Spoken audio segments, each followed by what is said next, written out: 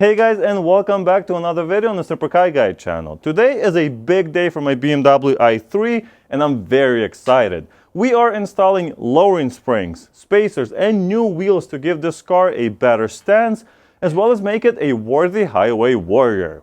Now you may be asking, why is all of this necessary?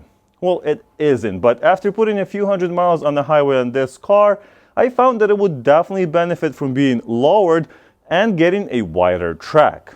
The fancy wheels are just a bonus in my attempt at making this car look a little bit more upscale. These springs are specifically made to fit BMW i3 with a range extender and will lower the front ride height by 1.2 inches and 0.8 of an inch in the back.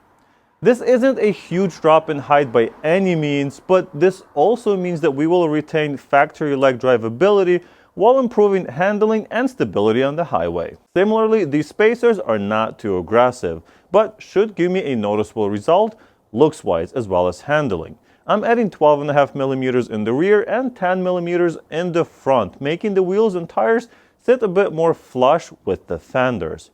I have thought about and actually looked into getting thicker spacers, but I didn't want to go wider because I didn't want to put the mud flaps on the car, which would be required to prevent debris covering the car. And I just don't think that looks good. Anyway, I think this will really improve the car's looks and handling, so let's get all of this installed. Before we get into wrenching on the car, here's what it looks like before any work has been done. What I'm trying to highlight here is the wheel gap and the offset of the wheels. Now that you can see what it looks like and hopefully understand why I'm doing this, let's start in the rear and go through the process of removing the struts, replacing the springs, and reinstalling everything back on the car. Alright, so I got my clean gloves on and I'm ready to work. And the first thing we're going to do is remove the wheel and tire from the back here. I'm just going to use my DeWalt because it's a lot faster. And of course I pre-loosened all of the bolts before I lifted the car all the way.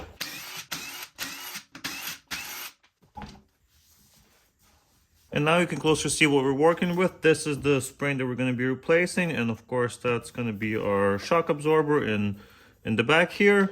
First step in removing it is to loosen that bolt over there, and it will basically just drop. The problem is that this suspension is under load, and as soon as we unload it in the bottom there, it will jump up. So in order to prevent that, I'm going to use a long piece of pipe to kind of put a bit of downward pressure on it when I loosen that bolt, and that way it's not going to just jump up at me and possibly hurt me. BMW recommends just removing the bolt and let it swing up. I don't like that, so I'm going to support it just a little bit to make it a little bit easier for me. You'll need an 18 millimeter socket for this. Now I'm going to put pressure down on this pipe. It's about 6 feet long. And I'm going to use my drill to get the bolt off. That way it's not going to jump as much.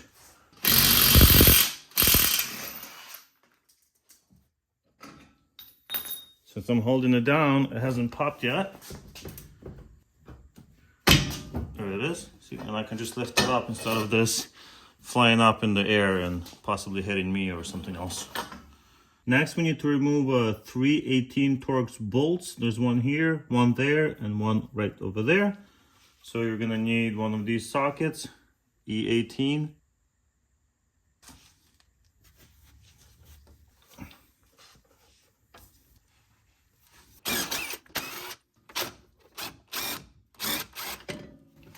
And just like that, it's fully detached from the car.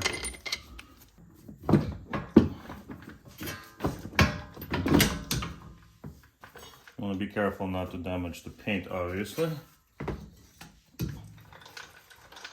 There it is, fully removed. Now let's take it to the workbench and change the spring. With the rear shock on the workbench, we can now get to replacing the spring. And this is actually the most dangerous part of the job, only because there's a lot of tension under these springs.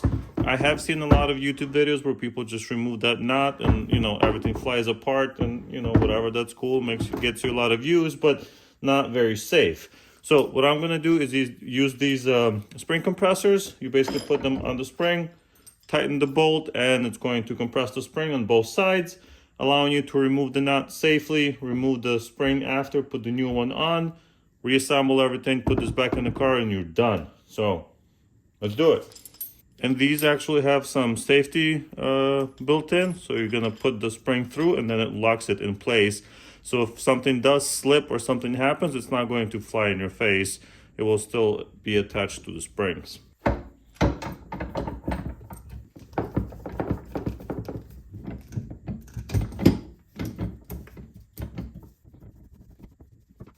And of course you want them to be almost completely opposite of each other, so your spring is not bending sideways or anything like that. And now, just to make it faster, I'm gonna use my drill with a 21mm socket that fits perfectly over this.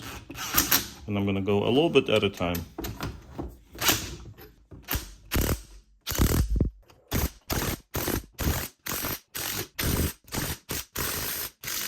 The spring is basically loose on here now, so now we need to remove the knot here in the back. I'm going to be using this socket that's basically hollow on the inside, and this is a 16 mil. Okay, and then I'm going to be using a 5mm triple square. I think that's what these are called. I'm not really sure, but that one. And it's a number 5. Basically what I'm going to do is just put it like that, and then put this one through to hold the inside in. There it is. While I undo it with the other one.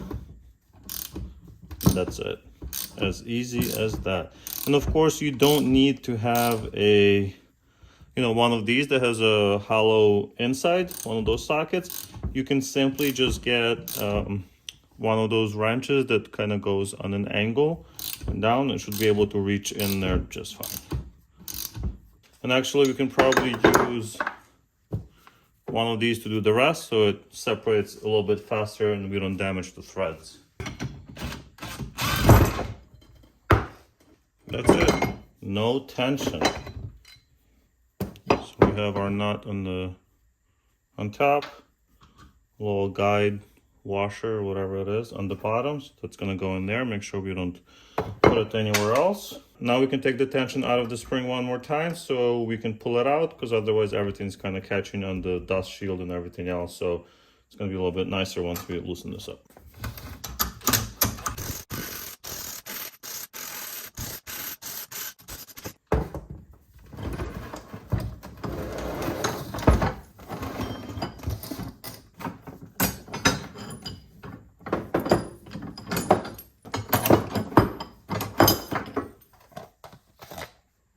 With the original springs removed, we can now move on to the H&R. This is going to be rear, so make sure you're installing the right one. And the way I make sure that they are going in the correct spot is by just looking at how they're constructed in a way. So you can see that, the coil is smaller here, and it's the same on this side, and of course it's smaller on this side, or it's wider on this side, just like it is here. And you can definitely see the difference in size. So it looks about 1.5 inches or so. So when it's compressed, it's probably going to be a little bit less. But it should be a pretty good drop on this car. And I think it's going to look great. And if not, this takes about, 30 to 40 minutes per side to change. So not too difficult. If I don't like it, I can always switch back. Cool. Let's reassemble. So we're going to take our shock absorber. Make sure this goes in the right spot. There's a little guide for it. There's a hole. It goes in as the guide, okay? And that's important, you'll see why, because if we don't put this in correctly, we're gonna have trouble installing this in the car after. Next, we're gonna put the spring. So the spring goes in and kind of sits in that little spot. Then we're gonna put the dust shield with the additional shock absorption pad here. And you wanna do this after, because otherwise it's not gonna fit. The spring's not gonna fit over it. Okay, that's in. And at this stage, we basically have to compress our new spring in order to fit the top over the spring, because clearly it's sticking out way too far for us to get the bolt in. All right, so we want to put this guide washer or whatever this is on. And this is going to go on this little guide on here, goes over this lip, and then should be just like that. So as you can see, there's tons of space. We compressed it definitely enough to where it easily goes on. All right, so I'm gonna put this nut over it.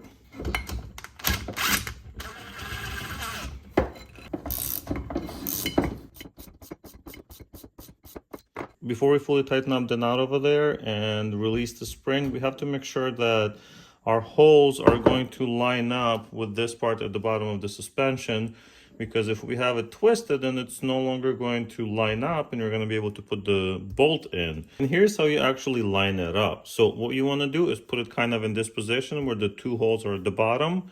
And now looking at this protrusion over here where the bolt's going to be coming out from, that should be about, I would say, like 70 degrees from this position. So like right there. So as you can see at the moment, it's pretty much a perfect position, maybe about there. All right, so while we are in this position, I'm gonna make sure this pad stays in place in the correct spot where it's going to support the spring. Have the spring come up a little bit, hold it in place as I'm gonna be unwinding them, and we should be good to go. And the tightening torque here is 38 Newton meters, and ideally you'd replace that nut as well. And I'm checking both of the pads every time I'm loosening it to make sure they stay in correct position.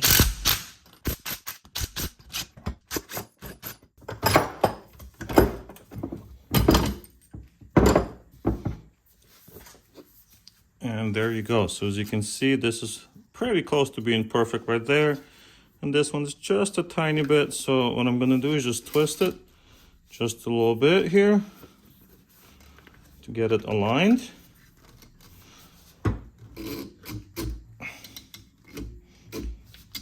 Okay, that's pretty close. And then actually push this one in perfectly as well. And as you can see, our alignment is still pretty good. It might not be 100%, but I think it's gonna be very, very close. Let's go put this back in the car. All right, now we have the fully assembled part ready to go back in the car, and I will also be pushing down on the suspension just a little bit to get this in without scratching, the paint on the car. So we're just gonna go in.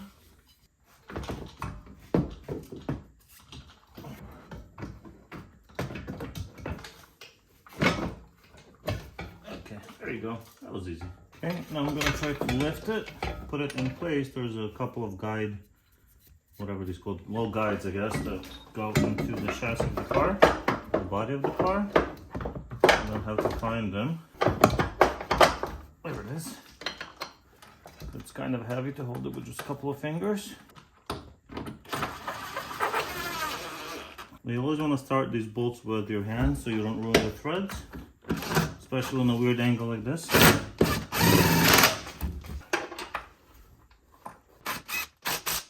Of course, we're going to torque them up in just a little bit. So here are those 3 bolts that we just put in, as you can see. And then the challenge now is that we have to move the suspension down enough to where this will go inside of there and we put the bolt through it.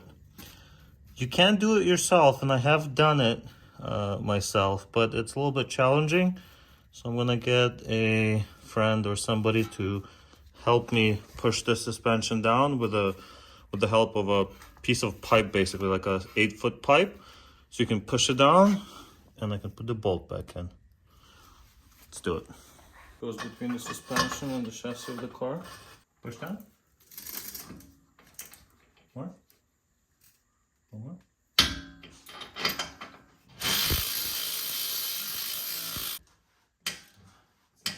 So the tightening torque on this bolt is 165 Newton meters, which is unfortunately more than what my torque wrench can do. So basically what I'm gonna do is tighten it as hard as I can. And I think it should be just fine. I mean, I can go more with one of these, but I'm pretty sure that's enough. These top 3 bolts I will torque to spec, and that's gonna be 100 Newton meters or 74.5 or so pound-feet of torque, and then an additional 90 degrees rotation. So let's do that. Okay, there we go.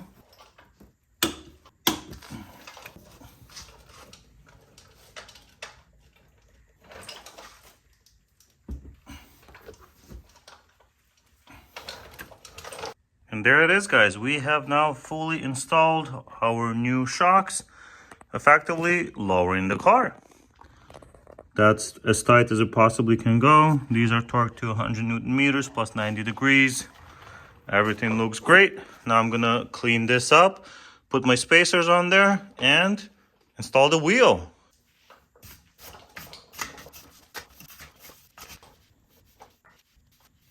Alright guys, and now it's time to install our wheel spacers. I'm using ECSTuning 12.5 millimeter. So I'm not going for what a lot of people do is like 15 and more. I'm gonna try 12.5 in the back first and see how it works. If I do want larger ones, I can of course always get those and replace them. They're very easy to get, and yeah, you can sell these easily on Facebook and all kinds of other places. A very important aspect of picking your wheel spacers is to make sure they're hub-centric and that this diameter is actually the same as the one you have on your car, right? So this basically should fit very, very flush over this part right here. So as you can see, it goes in perfectly. There's no movement up and down, and that's very, very important to make sure that your wheels will also fit properly on top and not wobble or cause any other issues in the future. Of course, you also need longer bolts. These are 40 millimeters. The original ones are 27 or 28, I believe. 27 millimeters. So if we take 27 plus 12.5, we have 39.5, and these are 40. So that's basically perfect for what we need. Now I'm gonna put the spacer in, get the wheel, put the wheel on, and then of course put our longer bolts in. And here is my new wheel, which I absolutely love. These are of course BMW i3 wheels that came on basically the best package you could get on this car. So I think they look great. Let's get them installed. I think they're definitely gonna make this car look a little bit newer and much nicer compared to those old stock wheels that we had. All right.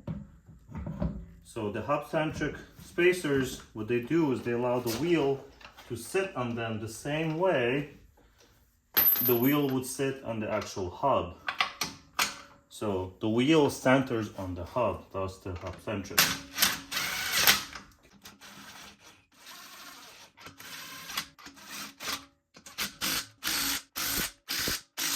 And we are fully done on this corner. Now we just gotta do the other side and then switch to the front. I think it looks absolutely brilliant, and I'm so excited to lower the car, see what the new ride height is and how far it sticks out from the original spot, assuming it's gonna be only additional 12.5 millimeters, but we'll see. Hopefully it's gonna be much closer to the edge, but not going over the edge, which is exactly what I would be looking for. Let's go to the other side and do the same thing. All right, so now we're gonna do the front, and I think it's actually going to be easier, so let's get it done. I'm very excited to see the end result, so I'm just going through this, getting it done, and hopefully giving you enough detail so you can do yours as well.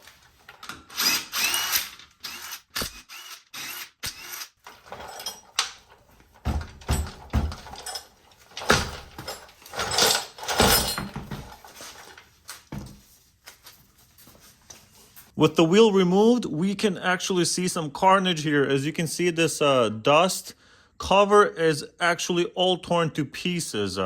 Luckily, I knew this was a common problem on this car, so I ordered a replacement set.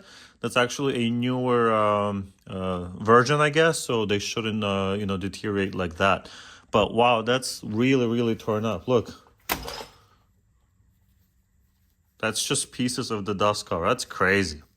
Anyway, let's get this shock absorber completely removed from the car and replace the spring. All right, so here's the overall idea here. We're gonna remove this bolt and nut that's holding the strut to this assembly here. And then there's 3 more bolts here at the top that need to be removed.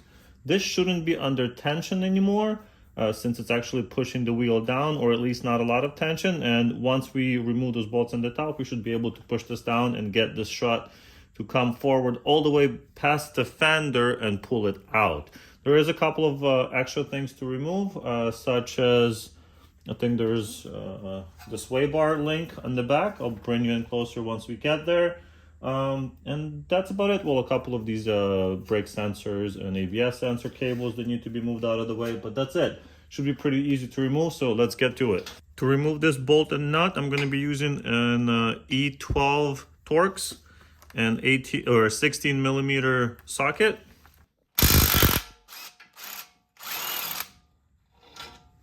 Okay, removed. Next, we're going to remove 3 bolts that are holding the body of the shock absorber to the body of the car. These are 13 mil bolts, so we're gonna just remove them.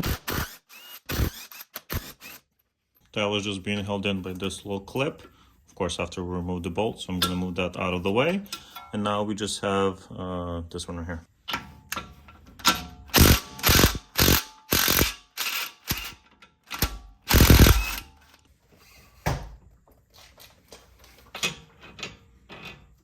And now nothing is basically holding our strut in place, so we should be able to move the whole assembly down and remove it.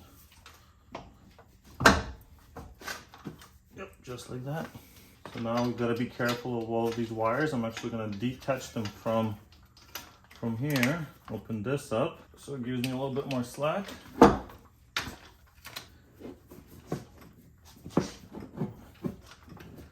Probably want to put something on your fenders to protect them if you're worried. I don't care because I'm going to be painting mine anyway. All right, so that's basically out. Nothing's under tension, so that's good. I'm going to hold it in place and basically twist it out.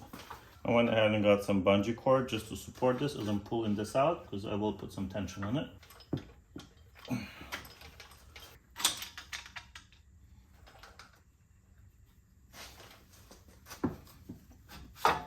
There it is. Don't know why this one was so hard to remove. The other side took literally 5 seconds. But I put a little bit of penetrative oil in, and that definitely loosened that up. All right, let's go to the bench. All right, so here's the full assembly removed. As you can see, this is very tore up and definitely needs to be replaced. So I'm glad I'm doing this, because of course I will be changing it and upgrading it, as I mentioned. Everything else looks to be in good condition, no rust. Everything looks good here. So let's compress the spring, remove the top, replace everything on the inside, and get it back installed. I'm very excited to get this done. So the process is going to be very similar to what we did in the rear. I'm going to use my spring compressors, get the springs nice and small so we can remove the top without any danger.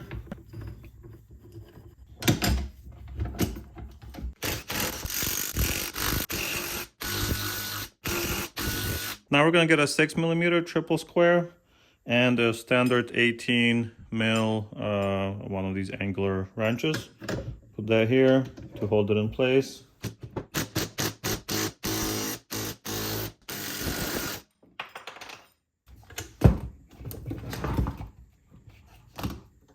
Yeah, it's completely torn to pieces. Okay, now I'm going to loosen up the spring compressor so I can remove everything.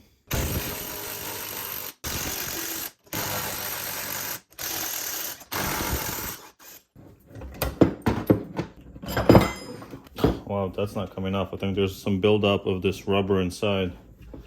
Oh. So it's kind of stuck on this. So I think I'm just gonna cut this rubber off so it doesn't get in my way.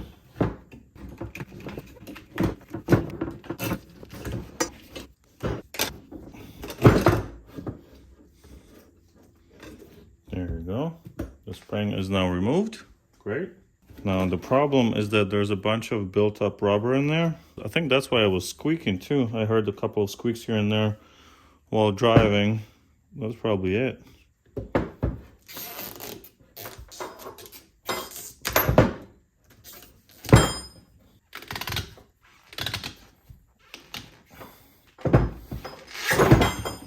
Look at that. Wow.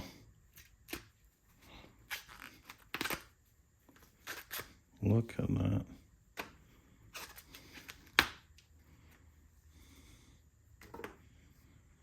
Okay, at least this part's fine because I didn't order a replacement for this. Before we reassemble, we probably want to remove this remaining rubber from the top here. Okay, that's removed. That's trash as well. Okay, that's still smooth, no noise, good to go. All right, now we're gonna install the spring. That goes in its spot right there. Now we need to put the new dust shield in. This is the part number if you need to order one. Let's not forget to put this bump stop in. Okay, that's in. Now it's time to compress the spring one more time and then put the top back on.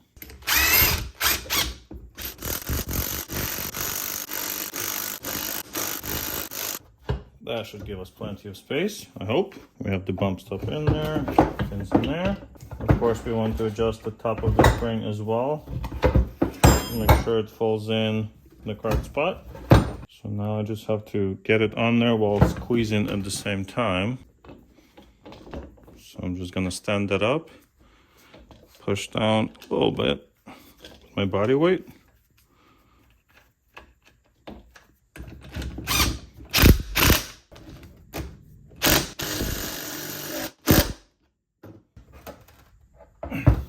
Okay, that's as tight as it can go.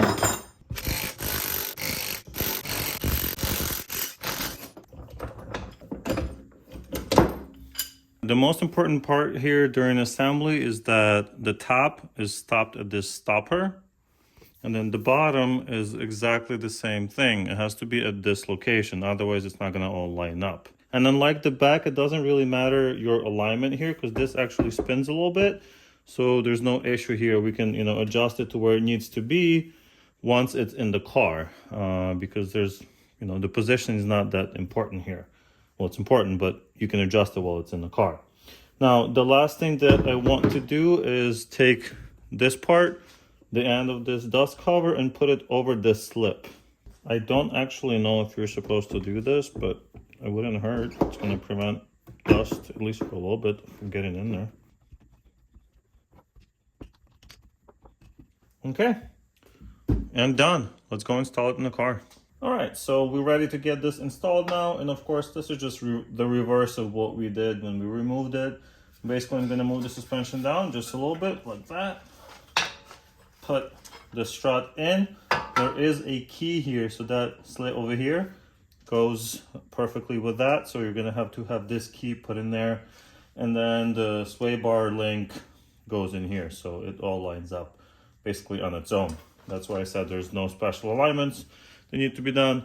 It has been basically thought through much better than the rear. So I'm gonna put it back in, hold it in place so we don't break anything.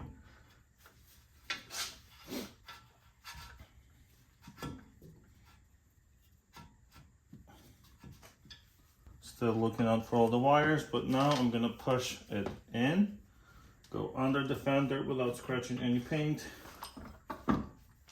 and into the top here. That all lines up. Nice. So all we have to do is put all the bolts back in, tighten them, and then torque them to spec.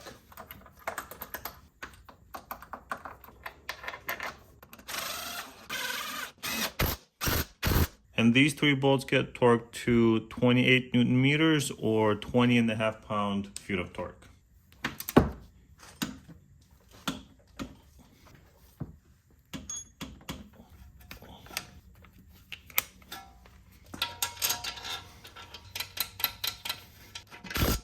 This one here gets torqued to 44 Newton meters or 32.5 pound-feet of torque. For this one here, I'm not gonna torque it to spec just because I don't have a torque wrench that would work here. So I'm gonna make it as basically as tight as possible. Yeah. Okay, that's good enough for me. And now I'm gonna install my ECSTuning 10mm spacers on the front here and make sure it fits nicely and snug. Of course, I have my 40mm bolts ready to go. Let me get the wheel. And of course, here is our final piece, the beautiful wheel. I love the style of this wheels. It reminds me of my M437 wheels on the Z4. Looks cool.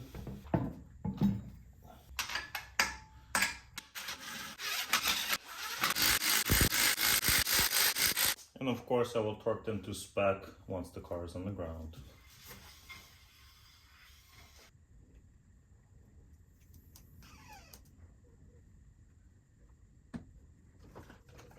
Wow guys, I am so impressed with the result. There's like no gap. For this car, it looks amazing. And yes, I know I need to put air in the tires, and I'll do that in just a second. But wow. So cool. I mean, it's a lot more pronounced on the front, but I'm sure the suspension is gonna settle a little bit more in the back as well. But wow, I am really impressed and I'm loving it. As you can see, there's a bigger gap on this side because I think the e-brake is done and stuff like that. So it's definitely gonna settle, and once I drive it for a little bit, it's gonna look amazing. And we're definitely gonna take some good videos, and I'll show you what it looks like in a few seconds for you probably. I took the car for a quick ride around the neighborhood to reset the TPMS sensors and then left the suspension to settle overnight. I have made a lot of changes to the suspension, so what difference did it actually make? Luckily, I measured a couple of things before doing any work, and after a few days of driving, I measured it again. So let's see. Looks like we have lowered the rear of the car just under an inch and widened the track by about half an inch on each side. The front had very similar results. We lowered it by just under an inch and widened the track by about 3/8 of an inch. Of course, I have different wheels and tires on here now, so that does come into play as well. So have all of these changes made a positive impact on driving? Actually, the difference is huge. The car handles so much better on the highway at 80 miles an hour. Not only does it feel more comfortable, but I have done over 200 miles on this new setup, and I feel a lot more comfortable and confident at higher speeds. The car feels more planted, stable, and there is no more wobble or lane wandering when the gust of wind hits the car. Cornering has also greatly been improved at lower speeds and definitely feels more like a BMW. It sure looks better with the new wheels as well. If you have any more specific questions on this setup or think I have missed something, let me know down below in the comments. Like the video if it has helped you with your project, and subscribe for more BMW content. Thank you for watching, and I'll see you in the next one.